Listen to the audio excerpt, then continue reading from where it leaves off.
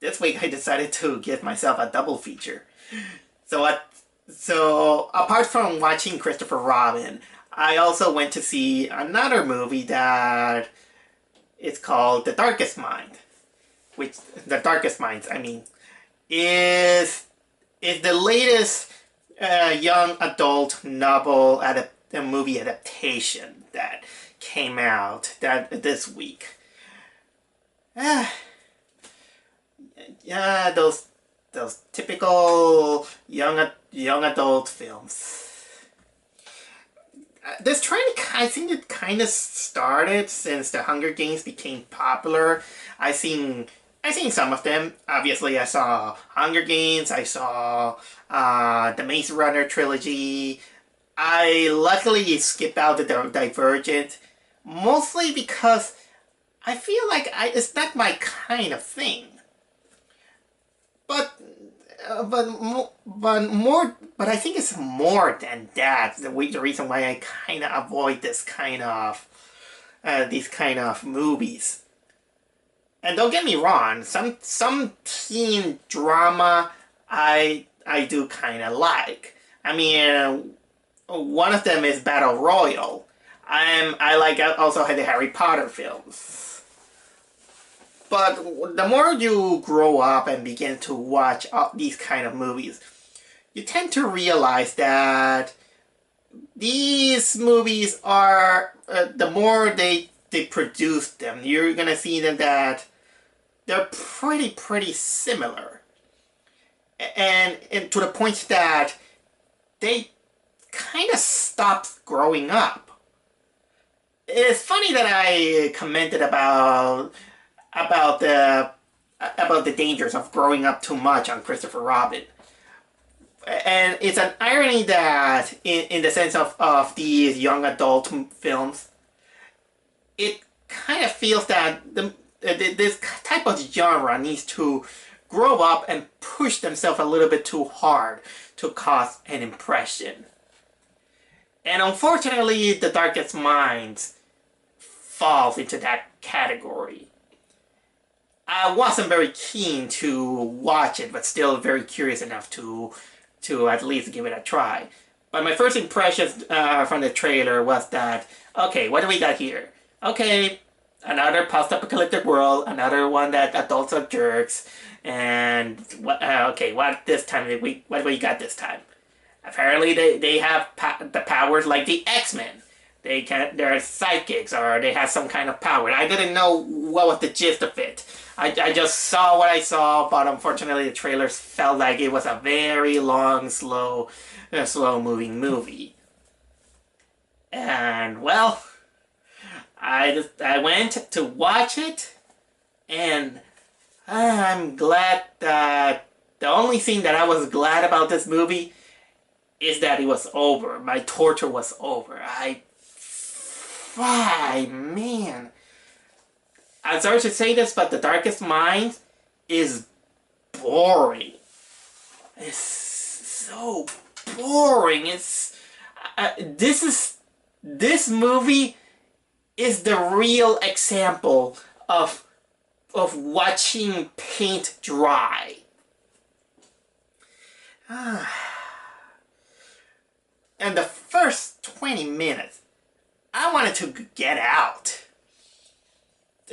Because, man, not only because the pacing is so slow, is that nothing much interesting happens. And it just keeps going and going. It's just talking, and there's too much teenage angst in a kind of over the top situation. And nothing, they don't push it. They don't push some interesting elements. For a story that is supposed to feel like there's gonna be action and a lot of drama, it doesn't feel that way. And this is what happens when you try to keep a teenage audience clean. I mean, for something that looks post-apocalyptic, I kind of agree with many people that the problem with these kind of movies is that they make the actors look a little bit too handsome for a scenario like that, or a little bit too wooden on their acting, and a lot of pretty dumb decisions. And it's just them saying woe is me, woe is that. And when it's about action and violence, they don't push it, they don't go with an all-out gore or blood, or something that is noticeably substantial for the most part. Maybe it's because I'm still thinking about Battle Royale. Now let's go with the premise of the movie. The movie is about this world in which somehow some kind of disease came out of nowhere that apparently it affects only children and teenagers. I hardly want to consider 12-year-old to 15-year-old children. I consider them more teenagers more than children. So the point is that there is a disease in which apparently it wipes out kind of 90% of them. The other 10% apparently they wake up with some kind of, let's say, the superpower or psychic power, whatever you're gonna call them, and all.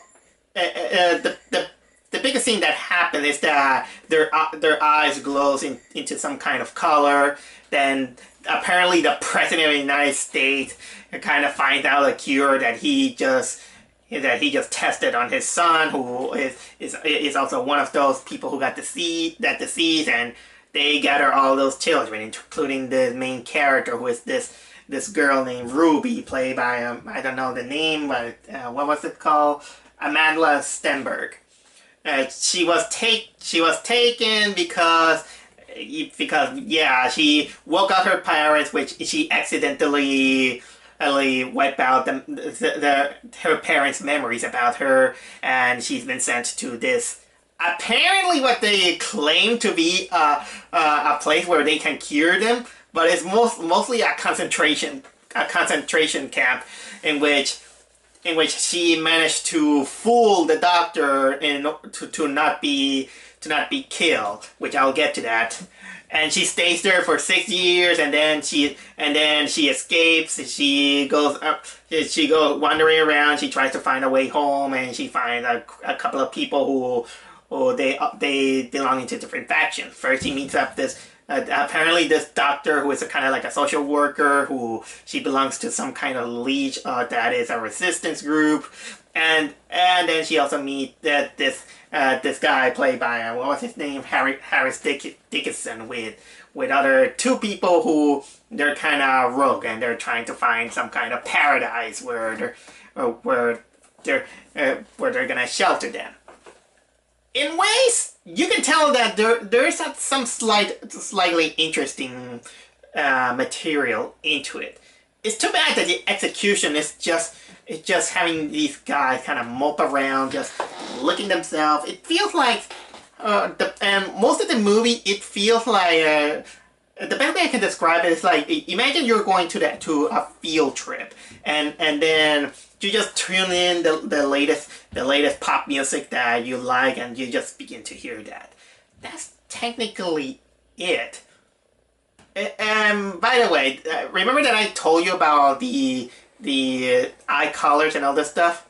Well, it is explained that that those psychic powers that the children have, they have some certain magnitude of how strong they are, and they code them with the on the color of the eyes. And technically, our main character, it is on one of the highest levels of danger level, which is the orange. Her eyes glow orange, and her powers is technically she has the power of being a Jedi Master, in which she manipulates the mind of others. She can erase herself from their memories. She can control their minds. So she's kind of like a mind bender. And in there are instances in which she doesn't understand how to control them, and she sometimes there are times in which she knows. It feels a little bit inconsistent into that, and even you might think about, okay, how the hell she stayed 6 years in this labor camp, which is filled with asshole military, even raping military. Oh, I gotta talk about this guy, and she doesn't even get the chance to well, get out of there. I mean, she has so much power, but still didn't get the chance to use it. Oh, jeez. Sorry, is that I still even talking about this movie is kind of like a bore. So our main character escapes because after 6 years, the military realized that she is an orange. That's how they call because of the color of the eyes, like I said. And there's regulations saying that anyone who is orange or red, they have to be disposed of.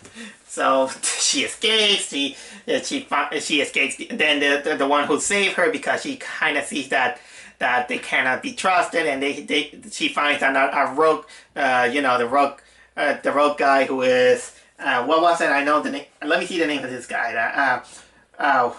They're Harris Dickinson. She finds Harry Dickinson, and he's accompanied with other two people, which is this Afro-American guy who I swear to whatever. I swear to whatever that he is the same guy from Jurassic World, the last one that I saw. I swear to, I don't know, maybe it's me. I swear that he's the same guy. And also a very little mute Asian girl. And yet, all these three guys has powers. Well, what was that again? The guy escapes me. The name of the guy is called Liam. Liam. He's a blue. He has some telekinetic psychic powers. The other guy, who is called Charles, he has the power to be smart. He is a green. So technically he's kind of like Gear from Static Shock. But unfortunately he doesn't build gadgets. And the other girl, the little girl who is called what was it called? Zoo. She I think she's yellow, and she's a conductor of electricity. The reason why she always wears plastic gloves. Can you believe that of all the characters that they're there, the one I feel that I like the most is the little girl? I don't know. I think that this little girl had more potential to be a cool character and all this stuff. So our main character Ruby just go with them, and then it kind of technically turns into a field trip trying to find again this camp, and it is a long trip. And she goes home. She kind of goes home, sees that they forgot about her. La di da da. I'm not gonna go too much into detail, but it just goes on, and then it kind of builds the romance between Ruby and Liam that I can't say for sure that there is a chemistry. Maybe the whole mood and all this stuff, I felt that it kind of made me feel like don't care. Oh, I also want to mention that they also being chased by a bounty hunter played by, what was her name, Gwendolyn Christie, and that woman is only there for 2 minutes, and then she's gone. That's all I have to say. So yeah, eventually they reach camp, and then they reach that the leader of that group is none other than the president's son, played by, what was it called, by Patrick Gibson, and immediately you can see that okay, he's gonna be kind of like the bad guy. The instant in the dance scene in which you're gonna see him that there's gonna be some conflict between the character. The moment he steps in and you're gonna see that, oh my god, there's gonna be a love triangle. Oh my god, there's gonna be some some conflict, and it's and the funny thing is that this guy doesn't even need the mustache. Apparently, you have to be a pretty boy and being rough on the edges in order to become the villain. And speaking of the villain, I gotta admit that probably the most enjoyable character in this one is that sergeant guy, the guy who kind of tried to molest Ruby from while she was working on the shoes and all this stuff, and then he's kind of like the tough general. I don't know, maybe he's related to the guy from the sergeant guy from Avatar. But this guy is so cartoonishly militaristic evil that I was like, oh god. Just looking at him, it's like he's just a military clown in military suit. So what else happened? Probably most of the obvious things and the obvious recipes that you see in this kind of teen, young adult movies.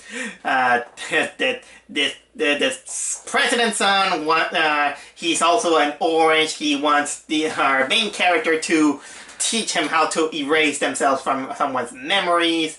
Apparently, it comes to this really convenient, stupid love triangle, and angsty. You don't care. I don't think you love me because you can't kiss me. You can't touch me. I kind of forgot that apparently she is so afraid of her powers that she technically thinks that she's Rogue from the X-Men. I just gotta continue. And yeah, he's the villain. He's also the villain. He has everyone under control, something like that.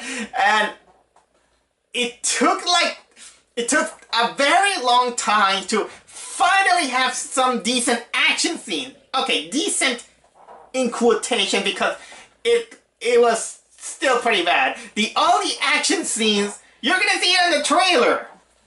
And guess what? This is when we finally get a clear sight on the Reds. And what are the Reds?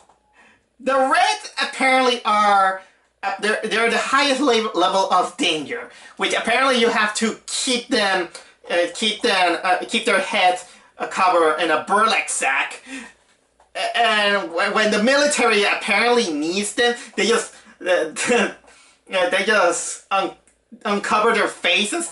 And you're gonna see them that they have this glow. Apparently, like their head is on fire, and they can breathe fire. What the freak is going on? I'm just as confused. And besides, doesn't that mean that they should have been killed because they're a higher threat? And we don't get the clear thing about the disease. Oh, what I'm talking about. I made a research, and it is an ongoing novel. It's still going on. I don't know if this is a trilogy or not. I bet it is.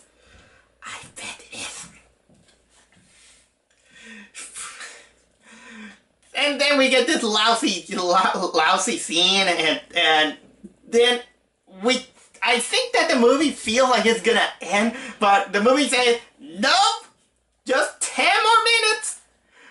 It took 10 more minutes of our main cast being sent to with the leech, and they persuade her to join the leech, the resistance group, but she tells them that she will accept with the condition that they have to let go the Liam guy because he was a deserter at first and they don't trust him. And they wanted to kill him because he knows too much. So she makes the negotiation to let them go. Half using her powers to convince that dickish guy who was an asshole, and also convincing the social worker to appease on her condition. And yeah, the movie ends with Liam losing the memories of Ruby. He goes on his journey. The Charles guy is on the is on the hospital because he saved Ruby from an incoming helicopter. Did I mention that the fight scene was kind of lame and kind of too conveniently choreographed? I didn't think so. And yeah, the little girl who is probably again the most interesting character is somewhere else. And then we get the trailer shot of Ruby with her painting herself in orange in front of the resistance group. So on, so on, so on, and that's it. And I was like, finally the movie ended because it was such a drag.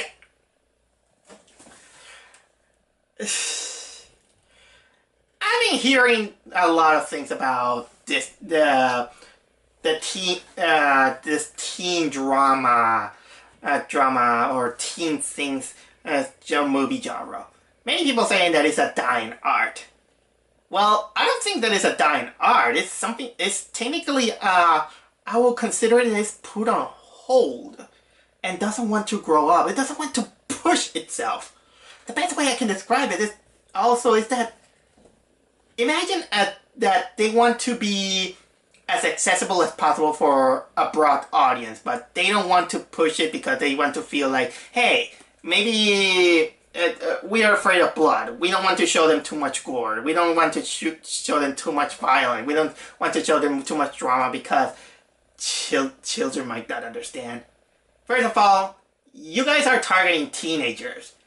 I even watched South Park when I was 14. And if you and again, I say that some of those young adult novels can also be good. It's sometimes are rare, but come on. After finishing the Maze Runner, I don't think I am prepared to this kind of movies. I mean, the Maze Runner was. I only think I liked the first movie better. The other two was meh. I wasn't too much into the Hunger Games again. So, yeah, maybe it is a dying art. Maybe I'm not the correct, appropriate target audience. But even if it's not for me, you should know that it's not a good movie. I mean, even an idiot will say that this is not a good movie because it's boring, it drags a lot, not much happens, there's too much angst, too much teenage angst, the chemistry and the romance is a little bit all over the map. Are the books good? Let me know if you have read it. But in the meantime, the Darkest Minds, I didn't like it. I didn't like it. It's such bore. I don't recommend it. Jeez, I seen less angst in the Darkest Dungeon more than the Darkest. I just slipped.